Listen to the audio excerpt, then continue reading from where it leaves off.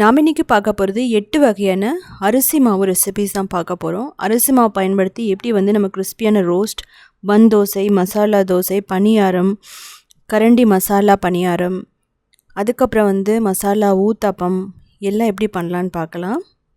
ரொம்ப சிம்பிளாக பண்ணிடலாம். அதுக்கு முதல்ல 1 கப் உளுந்து எடுத்துக்கலாம். அது 2-3 தடவை நல்லா கழுவிட்டு அதுக்கப்புறமா நம்ம ஒரு 4 மணி நேரம் நம்ம ஊற வச்சுக்கணும். அதுக்கப்புறம் நம்ம தண்ணியை வடிச்சுக்கலாம். இதை வந்து நம்ம மிக்சியில் போட்டுட்டு நல்லா ஃபைனாக அரைச்சிக்கணும். நம்ம அரிசியெல்லாம் நம்ம ஊற வைக்க மாட்டோம். நம்ம வந்து உளுந்து மட்டும்தான் ஊற வச்சுருக்கோம். அதுக்கப்புறம் அரிசி மாவு போட போகிறோம். இதில் நம்ம தேவையான அளவு தண்ணி ஊற்றிட்டு நல்லா அரைச்சிக்கலாம். அந்த பேட்டர் எப்படி இருக்கணும்னா நல்லா ஸ்மூத்தாக இருக்கணும். ஸோ பாருங்கள், இப்படி தான் இருக்கணும்.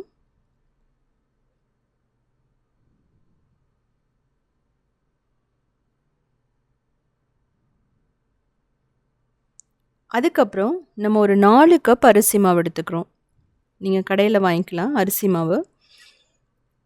4 கப் எடுத்துகிட்டு நம்ம அந்த 1 கப் உளுந்து மாவில் அரைச்ச அந்த உளுந்து பேட்டரை இதில் நம்ம ஊற்ற போகிறோம். தேவையான அளவு உப்பு போட்டுக்கிறோம். முதல்ல உப்பு போட்டுட்டு அரிசி மாவோட நல்லா மிக்ஸ் பண்ணிக்கணும்.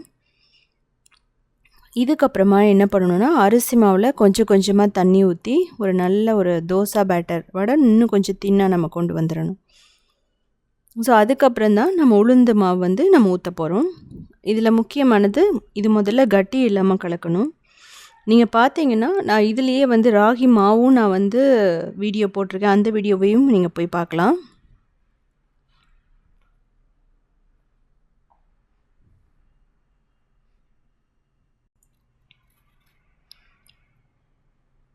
நம்ம கொஞ்சம் கொஞ்சமாக தண்ணி ஊற்றி நம்ம மிக்ஸ் பண்ணிட்டோம் அப்படின்னா கட்டியும் விழாது. அதுக்கப்புறமா வந்து மாவு கன்சிஸ்டன்சியும் நமக்கு தெரியும். ஒரே அடியாக தண்ணி ஊற்றிடாதீங்க. பாருங்கள், இந்த அளவுக்கு நமக்கு இருந்தால் கரெக்டாக இருக்கும். இதுக்கப்புறம் அரைச்சி வச்சுருந்த உளுந்தை நம்ம இதில் போடுறோம்.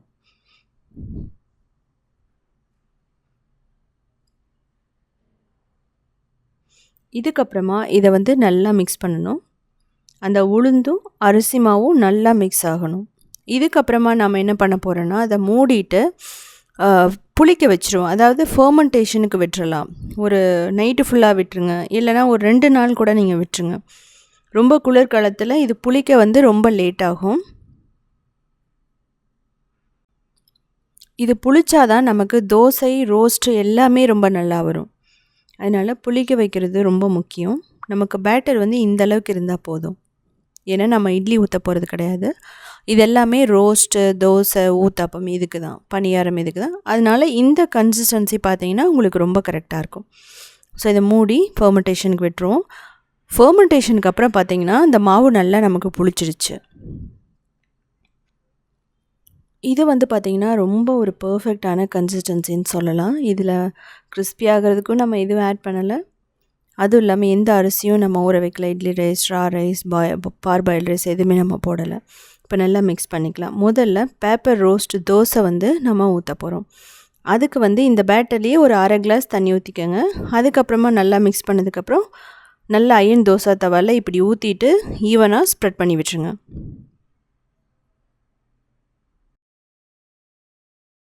நான் எதுக்குமே ரொம்ப ஆயில் ஊற்றலை. ஒரே 1 டேபிள் ஸ்பூன் ஆயில் மட்டும்தான் ஊற்றிருக்கேன். நீங்கள் ரோஸ்ட் அப்படிங்கிறதுனால நீங்கள் மூடி வச்சு குக் பண்ணணும்னு அவசியம் இல்லை. நம்ம வந்து ரோஸ்ட் அப்படிங்கிறதுனால நம்ம வந்து லைட்டாக தேய்ச்சி விட்டுக்கலாம். மீடியம் ஃப்ளேமில் வச்சுக்கோங்க. தேய்ச்சி விட்டால் வந்து என்ன ஆகுனா, அந்த மாவு அதுலேயே அப்படியே ஸ்மூத்தாக இறங்கிடும். அதனால் அந்த ரோஸ்ட்டு வந்து ரொம்ப தின்னாக இருக்கும். தோசைங்கிறது ஒன்றும் இல்லை, நம்ம வந்து தேய்ச்சி விட மாட்டோம், அவ்வளோதான் தோசைக்கு. இப்போது நமக்கு நல்ல ஒரு கிறிஸ்பியான ரோஸ்ட் நமக்கு ரெடி ஆகிடுச்சு. இது வந்து பார்த்திங்கன்னா அரிசி மாவு மட்டுமே பயன்படுத்தி பண்ணுறது. எவ்வளோ கிறிஸ்பியாக இருக்குது பாருங்கள். இப்போ நம்ம பார்க்க போகிறது பனியாரம். நம்ம 1 டேபிள் ஸ்பூன் ஆயில் ஊற்றிக்கலாம். அதே மாவு தான், தேவைப்பட்ட ஒரு 1/4 கிளாஸ் மட்டும் தண்ணி ஊற்றிக்குங்க. இல்லைன்னா அப்படியே கூட ஊற்றலாம். இந்த பனியாரம் எப்படி இருக்குன்னா, பஞ்சு மாதிரியே இருக்கும். மேலே நல்ல கிறிஸ்பியாக இருக்கும். உள்ளே வந்து பார்த்திங்கன்னா ரொம்ப பஞ்சு மாதிரி இருக்கும். இப்போது மேலே கொஞ்சம் ஆயில் ஊற்றிக்கலாம். 2 பக்கம் வந்து நல்லா கோல்டன் ப்ரௌன் ஆகிற மாதிரி ஒரு 2 நிமிஷம் மூடி வச்சு குக் பண்ணிக்கலாம். இதுக்கப்புறமா 2 நிமிஷத்துக்கு அப்புறம் இது எடுத்து திருப்பி விட்டுட்டு திரும்ப நம்ம என்ன பண்ணணும் அப்படின்னா ஒரு 2 நிமிஷம் குக் பண்ணால் இது பர்ஃபெக்டாக ரெடி ஆகிடும். நம்ம ரொம்ப நேரம் ஊற வச்சு அரிசியை நம்ம கரைக்க டைம் இல்லை கிரைண்டரில் அப்படின்னா நீங்கள் அரிசி மாவு பயன்படுத்தியே நீங்கள் எந்த அளவுக்கு பிரேக்ஃபாஸ்ட் வேணாலும் பண்ணலாம். டேஸ்ட்டு பார்த்தீங்கன்னா எந்த டேஸ்ட்டுமே மாறாது. அரிசியை ஊற வச்சு பண்ணுறதுக்கும் அரிசி மாவில் வந்து உளுந்தை மட்டும் அரைச்சி ஊற்றி பண்ணுறதுக்கும் எந்த டேஸ்ட்டுமே மாறாது. நம்ம இன்ஸ்டண்ட்டாக மாவை ரெடி பண்ணிவிட்டு மிக்சியில் போட்டு ஈஸியாக அரைச்சிடலாம். அதுக்கப்புறம் அரைச்சிட்டு மாவோட மிக்ஸ் பண்ணிவிட்டு நம்ம வச்சுட்டோன்னா 1.5 நாளில் அது நல்லா புளிச்சிடும். அதுக்கப்புறம் நம்ம அதை வந்து ஒரு 4 நாளைக்கு இந்த மாவு வச்சுருக்கலாம் ஃப்ரிட்ஜில், கெட்டு போகாது. ஸோ நமக்கு பணியாரமும் ரெடி ஆகிடுச்சு.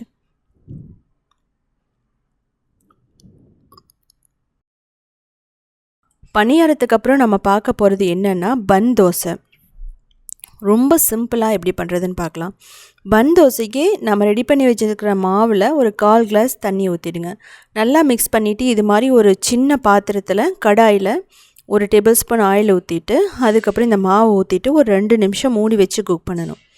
அதுக்கப்புறமா நம்ம என்ன பண்ண போகிறோன்னா இதை திருப்பி போட்டுருவோம். திருப்பி போட்டுட்டு ஒரு நிமிஷத்துலேருந்து 2 நிமிஷத்தில் இது ரெடி ஆகிடும். நமக்கு 1 டேபிள் ஸ்பூன் ஆயில் தான் இதுக்கு வந்து தேவைப்படும். ரொம்ப ஆயிலுக்கு வந்து நம்ம எதுக்குமே போட மாட்டோம். ஸோ நமக்கு பர்ஃபெக்டான பன் தோசை ரெடி ஆகிடுச்சு. இதுக்கப்புறம் நான் உங்களுக்கு ஊற்றி காமிக்கிறேன். நான் ஆயில் ஊற்றிட்டு டிஷ்யூ பேப்பரில் தொடச்சி விட்டுட்டேன். அதுக்கப்புறமா வந்து ஒரு கரண்டி, நல்லா பெரிய கரண்டியில் ஒரு கரண்டி மாவு வந்து நான் இதில் ஊற்றுறேன். அதுக்கப்புறம் ஆயில் வந்து ஒரு 1/2 டீஸ்பூன் ஊற்றிட்டு மூடி வச்சுட்டு 2 பக்கம் நம்ம குக் பண்ணுவோம். உங்களுக்கு தேவைப்பட்டால் ப்ரௌன் அதிகமாக ஆகாமையும் நீங்கள் எடுத்துக்கலாம். இந்த எல்லாத்துக்குமே வந்து சட்னி சாம்பார் வந்து ரொம்ப பர்ஃபெக்டாக இருக்கும்.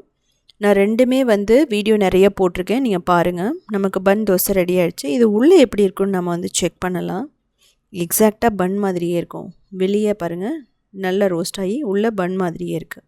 இதுதான் பன் தோசை. இதுக்குன்னு தனியாக எந்த மாவுமே பண்ண போகிறது கிடையாது. இதுக்கப்புறம் கிளாசிக் ரைஸ் ஃப்ளார் தோசை. அரிசி மாவு தோசைக்கு முதல்ல அந்த அயன் தோசை தவாவை ஃபஸ்ட்டு சூடு பண்ணிவிட்டு அதுக்கப்புறம் ஒரு கரண்டி மாவு ஊற்றிட்டு எப்பவும் போல் இமீடியட்டாக நம்ம ஸ்ப்ரெட் பண்ணி விட்டுறணும்.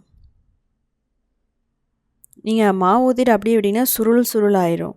ஊற்றின உடனே சீக்கிரமாக வேலையை ஆரம்பிச்சிடணும்.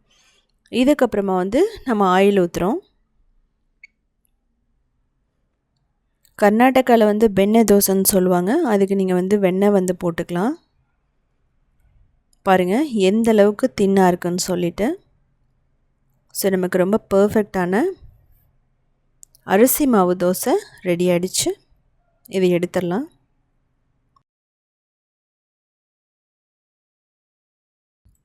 இதுக்கப்புறம் நம்ம பார்க்க போகிறது வெங்காய ஊத்தாப்பம்.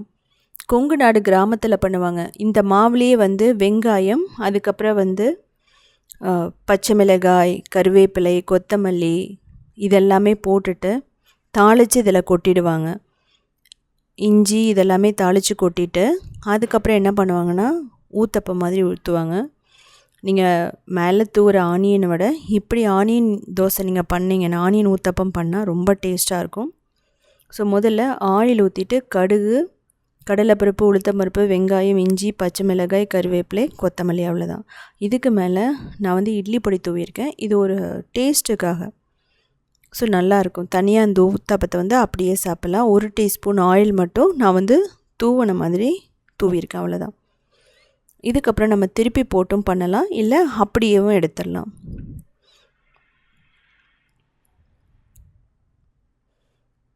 ஸோ கொங்குநாடு கிராமத்து ஸ்டைலில் ஒரு ஆனியன் தோசை. அதுக்கப்புறம் மசாலா தோசை ரொம்ப சிம்பிளானது. அதே மாதிரியே நீங்கள் ஊற்றி ஸ்ப்ரெட் பண்ணி விட்டுக்கோங்க. இதுக்கு மசாலாவுக்கு வந்து ஃபஸ்ட்டு ரெட் சட்னி. அதுக்கு வந்து நம்ம என்ன பண்ணுவோம், பூண்டு, வரமிளகாய், அதுக்கப்புறமா வந்து கடலைப்பருப்பு, உளுத்தம்பருப்பு, தேங்காய் இதெல்லாம் போட்டு அரைச்சிருவோம். அதுக்கப்புறம் மசாலாவுக்கு உருளைக்கிழங்கை வேக வச்சுட்டு எண்ணெய் ஊற்றிட்டு கடுகு, கடலைப்பருப்பு, உளுத்தம்பருப்பு, பச்சை மிளகாய், இஞ்சி, பூண்டு, அதுக்கப்புறம் மஞ்சத்தூள், மிளகாய்த்தூள், அதுக்கப்புறம் உருளைக்கிழங்கு போட்டுட்டு கொத்தமல்லி போட்டுருவோம். கருவேப்பிலை, கொத்தமல்லி எப்பவும் போல் உருளைக்கிழங்கு மசாலா அவ்வளோதான். ஸோ முதல்ல ரெட் சட்னியை தடவுறோம். இதுக்கு மேலே மசாலா வைக்கிறோம். அதுக்கப்புறம் அதை ஸ்ப்ரெட் பண்ணி விடுறோம். இல்லை நீங்கள் வந்து பொட்டேட்டோ மசாலா வச்சுட்டு அப்படியே கூட நம்ம மூடி சாப்பிட்லாம். ஸோ இது ஒரு சிம்பிளான ஒரு மசாலா தோசைன்னு சொல்லலாம். இதுவும் அரிசி மாவில் பண்ணுறோம் நம்ம. நீங்கள் ஃபஸ்ட்டு பார்க்கும்போது இது வராத மாதிரி உங்களுக்கு தோணும், அரிசி மாவில் இப்படி பண்ணலாமான்ட்டு. ஆனால் ஒரு தடவை நீங்கள் பண்ணிட்டீங்கன்னா அதுக்கப்புறம் நீங்கள் அரிசியை ரொம்ப நேரம் ஊற வச்சு அரைக்கணும் கிரைண்டரில் அப்படின்னலாம் அவசியம் இருக்காது. ஸோ நான் கட் பண்ணி காட்டுறேன் எப்படி இருக்குன்ட்டு. ஸோ பாருங்கள், ரொம்ப பர்ஃபெக்டாக இருக்குது.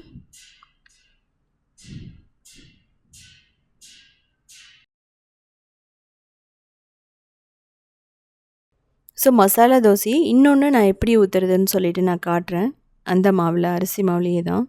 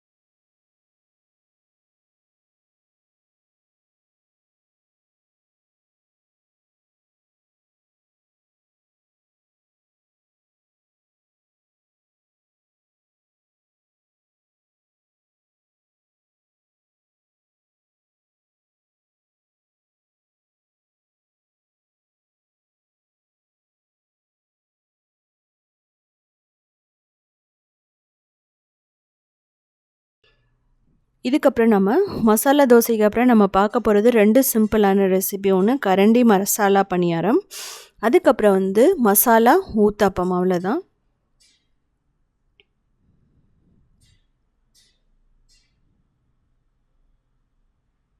ஸோ கரண்டி இதுக்கு இது ஒரு அயன் கரண்டியை சூடு பண்ணிவிட்டு அதுக்கப்புறமா என்ன பண்ண போகிறோன்னா அதில் மாவு ஊற்ற போகிறோம்.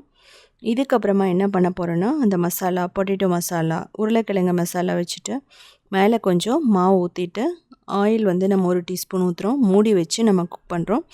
கிறிஸ்பியாக கோல்டன் ப்ரௌனாக வர வரைக்கும் நம்ம வந்து பண்ணுறோம். இதை திருப்பி போட்டுட்டு நம்ம திரும்ப குக் பண்ணணும். ஸோ இதுக்கப்புறமா ரொம்ப பர்ஃபெக்டான கரண்டி மசாலா பணியாரம் ரெடி ஆகிடுச்சு. வெளியே நல்லா கிறிஸ்பியாக இருக்கும், உள்ளே வந்து நல்லா ஸ்பாஞ்சியாக இருக்கும்.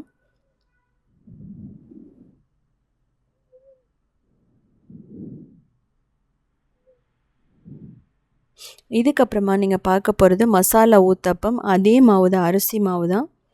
அதுக்கப்புறம் அந்த மாவு பேட்டர் யூஸ் பண்ணிவிட்டு கொஞ்சம் கொஞ்சமாக ஊற்றிட்டு நம்ம என்ன பண்ண போகிறோம்னா பொட்டேட்டோ மசாலா வைக்க போகிறோம். அதுக்கு மேலே ரெட் சட்னி. இதை திருப்பி போட்டு பண்ணால் ரொம்ப பர்ஃபெக்டான மசாலா ஊத்தப்பம் ரெடி. ஸோ இந்த 8 ரெசிப்பியுமே செஞ்சு பார்த்துட்டு எப்படி இருந்துச்சுன்னு சொல்லிவிட்டு கமெண்ட் பண்ணுங்கள். இது எல்லாமே வந்து ரொம்ப சிம்பிளான ரெசிபி தான்.